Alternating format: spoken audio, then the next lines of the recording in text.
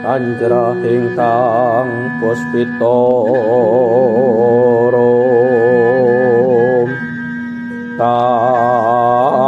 tasiliring samirana mre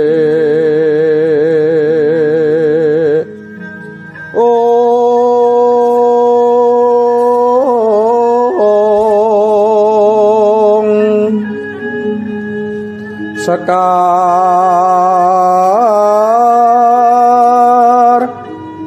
kadung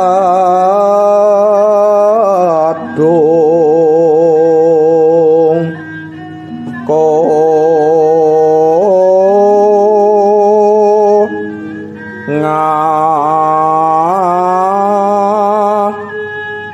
kandanyo.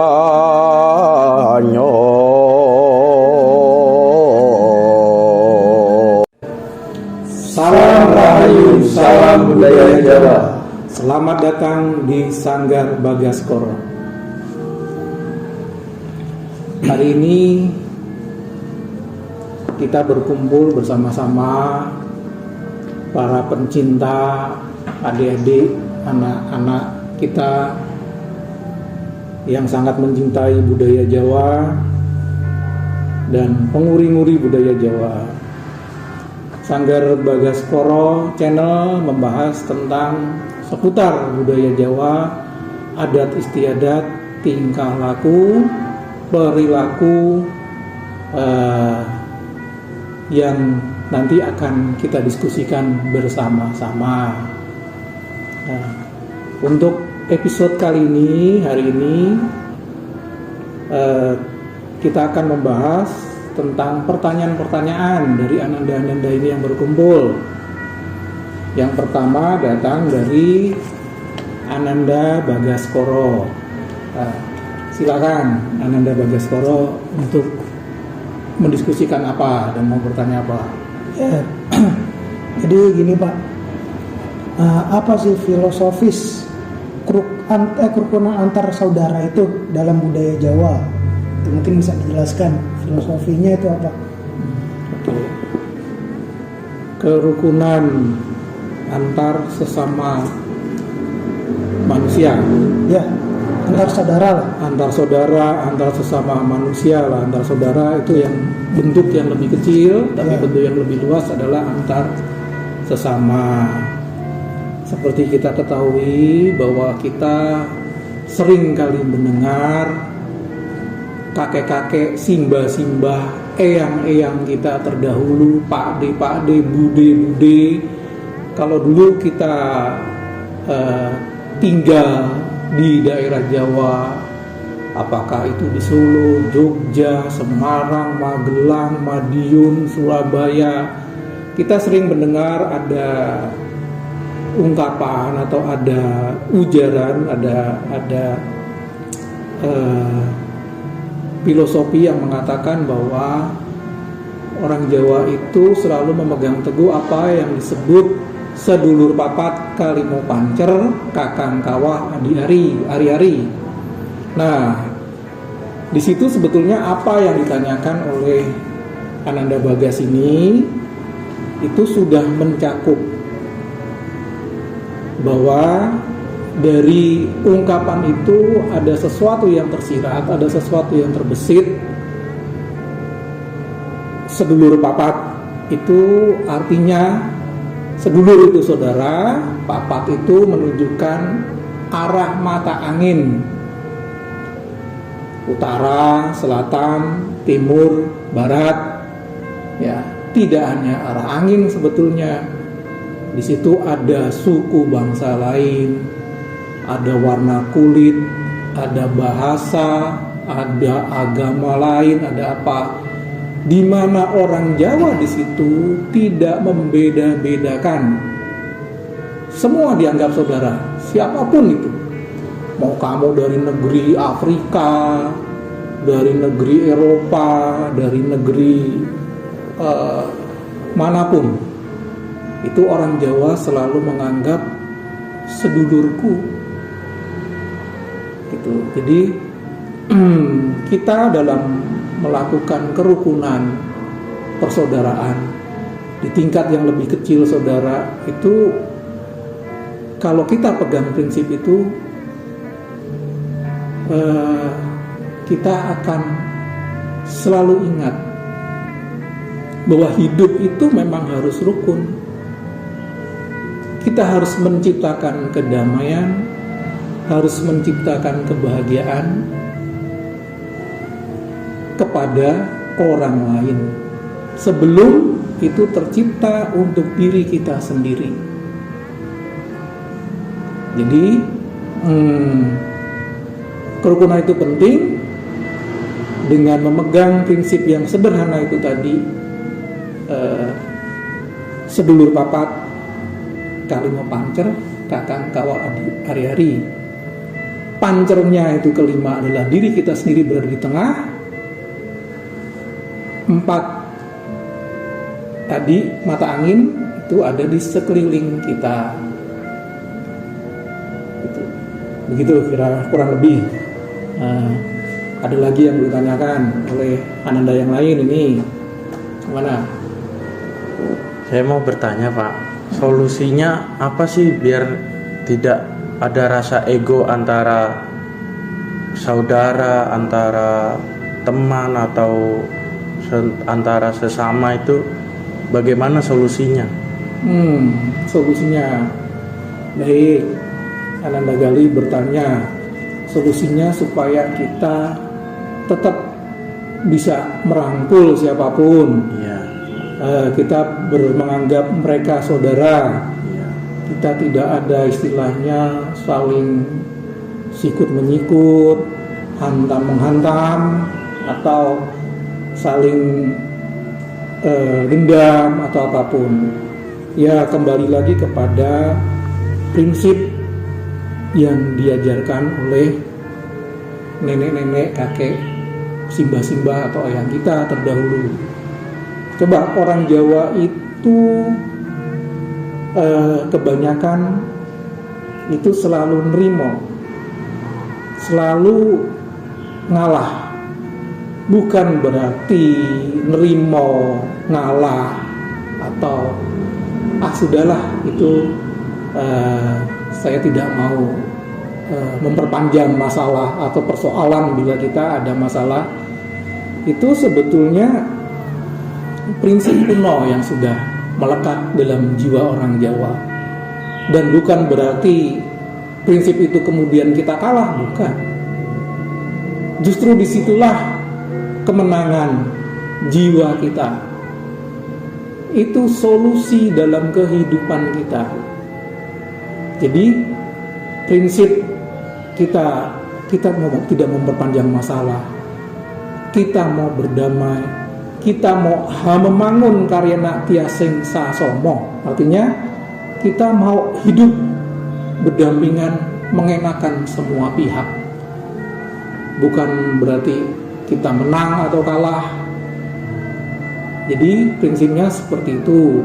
Jadi memangun karyana tiasing sasomo, memayu hayuning bawono, memayu hayuning sasomo. Ya, jadi solusinya yaitu tadi. Apalagi di dalam kondisi seperti ini, kita hidup di alam yang serba modern, ya, serba sulit, ya, serba kekurangan. Kalau kita tidak panjang sabar, tidak pandai-pandai mengalah, apa jadinya?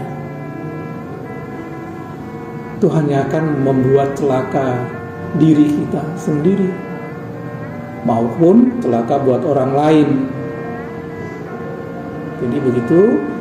Jadi solusinya adalah itu tadi, kita bisa menjaga prinsip-prinsip hidup becik selayaknya orang Jawa.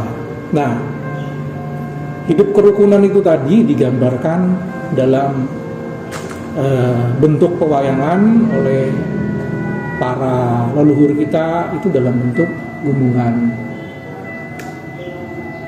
Ini adalah bentuk makrokosmos yang dimikrokosmoskan, bahwa semua makhluk di sini berdampingan secara damai, ya. Banteng, macan itu adalah binatang-binatang yang memiliki kekuatan, sama-sama kuat, ya. Mungkin ketika banteng ketemu macan, bantengnya pergi, dia mengalah, tidak mau dia tarung, walaupun di sini gambarkannya sedang bertarung. Demikian juga macan sebaliknya, ya. Begitu ketemu banteng, banteng ini kena sumune, ada tanduknya, ada itunya. Daripada tak layani nanti celaka atau apa, saya mengalah aja. Nah, inilah kearifan yang digambarkan oleh orang-orang Jawa, para pendahulu kita, para nenek moyang kita, ya, para eyang-eyang kita. Mereka menggambarkan ini tidak sembrono, tidak asal membuat, ya. Ini adalah gambaran bagaimana kita menjalankan kehidupan itu. Ini digambarkan oleh Kahyon namanya, gitu. Di sini ada kera, ada ular. Ya memang mereka berhadapan-hadapan, hanya saja mereka itu tidak tarung sebetulnya. Jadi seperti itu, ya. Kira-kira demikian gambaran dari Bapak. Kalau ada yang mau ditanyakan lagi dari Nagali atau Ananda Dio ini, Dio. Iya, Pak, pertanyaan dari saya, apa saja wujud simbol wujud dari kerukunan sesama, terutama pada keluarga, Pak. Pada kekeluargaan, hubungan kekeluargaan. Ya. Baik, ini mungkin lebih memfokuskan lagi dari pertanyaan-pertanyaan sebelumnya, bahwa wujud kecil dulu, ya. Artinya itu keberadaan yang dekat dengan kita adalah saudara.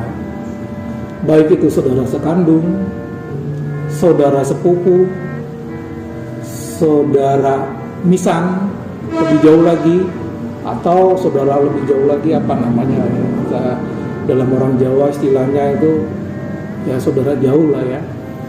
Dan kita jangan lupa itu tadi yang seperti Bapak katakan, bahwa orang Jawa itu dalam mengarungi kehidupan, dalam mengarungi kehidupannya itu bertindak tanduklah yang becik, jangan yang olo.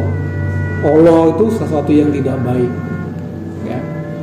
Bagaimanapun itu kita harus percaya adanya sopo nandur bakal ngunduh. Kalau kita nanduri olo, ya kita bakal ngunduh olo. Nah, dalam menjaga kerukunan yang lebih kecil tadi, keluarga, ini ada cerita wayang lagi. Kenapa kok orang Jawa tuh tidak jauh dari wayang? Wayang itu seperti kita tahu adalah bentuk budaya yang sangat adiluhung, karena ini adalah bentuk pewayangan nih ngawurip, bentuk bayangan dari sifat-sifat kita, dari sifat-sifat kehidupan kita, ya. Untuk menjaga kerukunan, untuk menjaga hamemangun karina tiasing sasomo itu, ya, dalam simbol wayang disimbolkan oleh tokoh Yudhistira ini atau Puntadewa, ya. Jadi begini, memang kita sadari manusia itu tidak ada yang sempurna, ya. Sifat iri dengki, serai, serakah, dendam itu pasti ada dalam diri manusia. Tapi kita ada nih bayangan hidup kita, pewayangan ngawurip itu tadi, bahwa kalau kita bisa berprinsip hidup seperti Yudhistira atau Puntadewa ini tadi, Ananda mungkin tahu semua ya, anak-anak pasti tahu semua bahwa ini adalah yang tertua dari Pandawa, ya. Ini semua letak baik ada di sini, ya.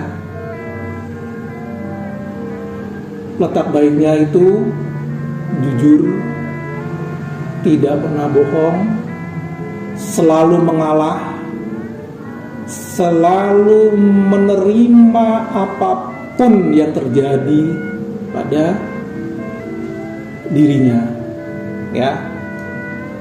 Kita tahu cerita tentang Pandhawa Dadu, ya. Pandhawa Dadu ini ketika kalah dibuang 13 tahun, ya, bahkan istrinya direlakan. Ya.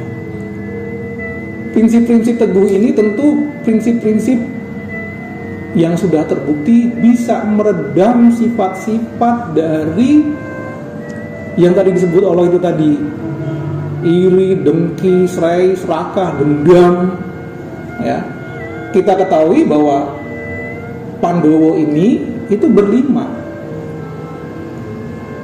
Ada Werkudara, ada Janaka Arjuna, ada Nakula Sadewa, dengan sifat yang berbeda semuanya satu sama lain.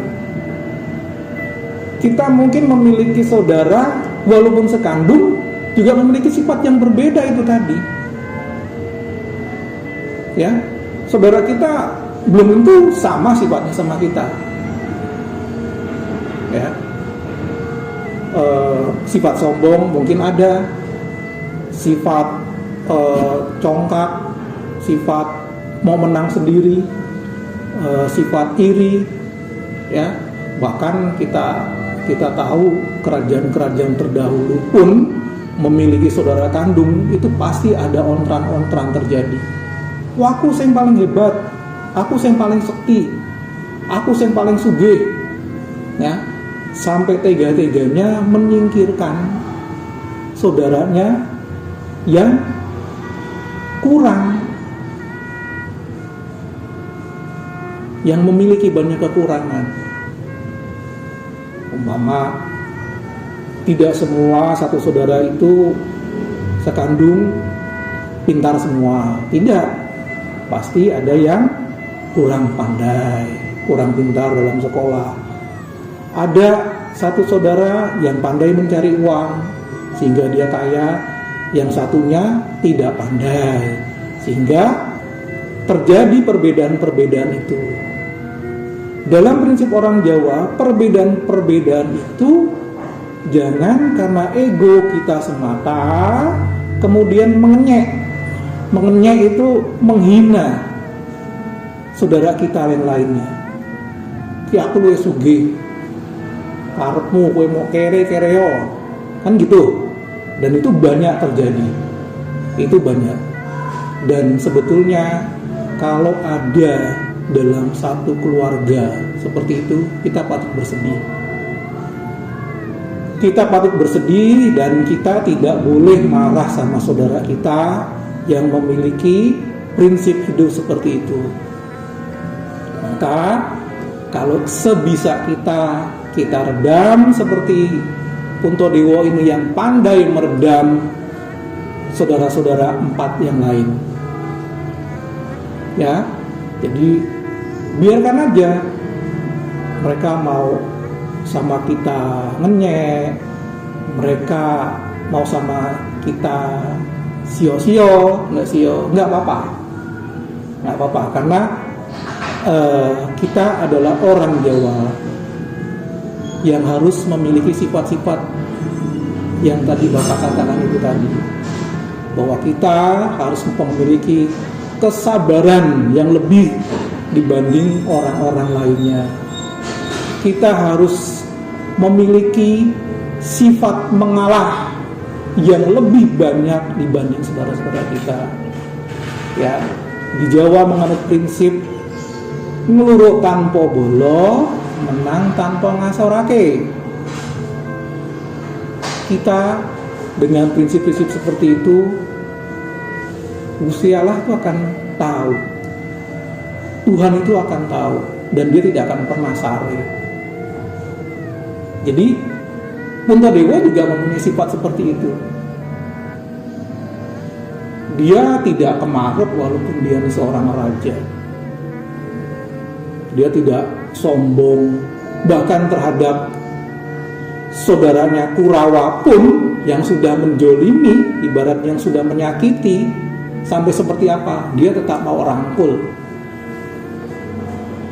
Dihilangkan itu pikiran-pikiran Allah, pikiran-pikiran yang tidak baik. Jadi dia hilangkan, dirangkul semua.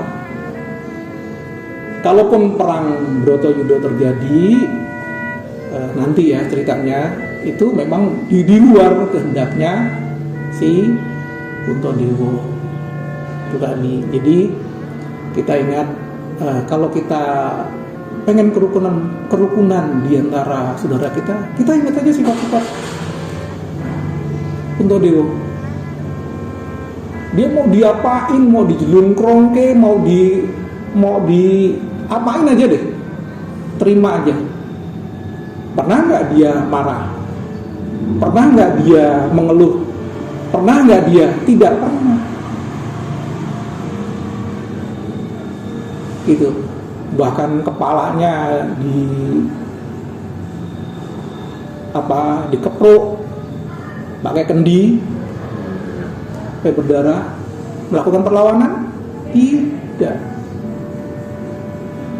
Karena dia tahu yang melakukan itu adalah saudaranya, adalah eyangnya, kan gitu. Oleh karena itu, kalau semua kita, khususnya para pencinta budaya Jawa, hiduplah dengan tatanan,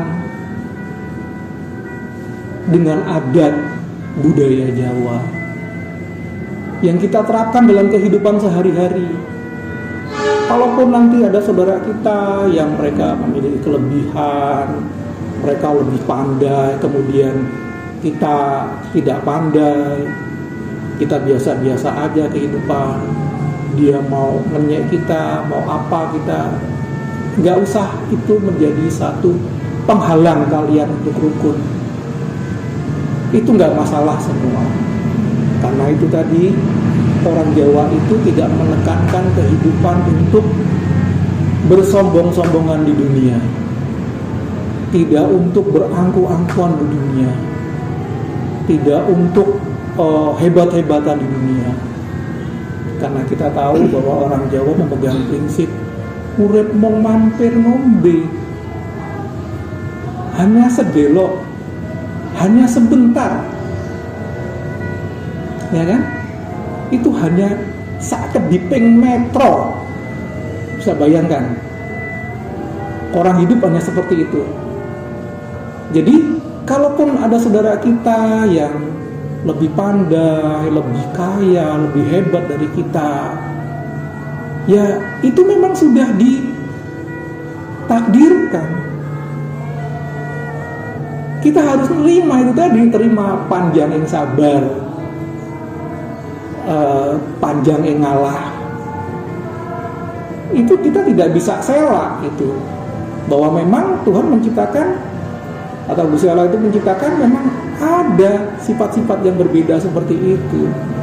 Oleh karena itu kita tidak boleh iri, tapi kita justru rangkul. Apalagi kita berbalik memusuhi, oh kowe karena aku tidak siok gitu, kamu sama saya sia-sia, mentang-mentang saya miskin. Jangan.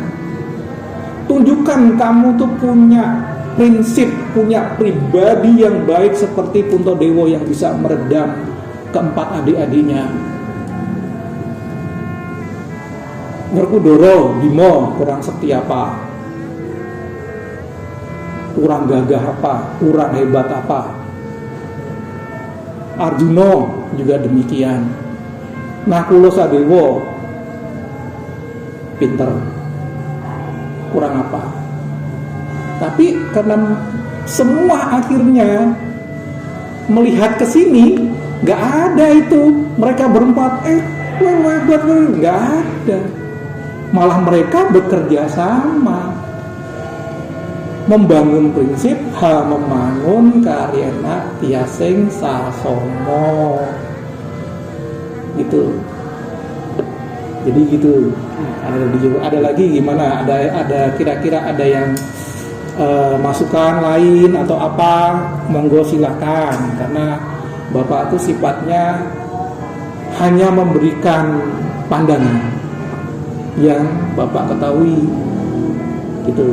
Jadi yang Bapak ketahui dulu belajar dari eyang-eyang, dari simbah-simbah, dari orang-orang tua mengenai bagaimana mengarungi kehidupan ini.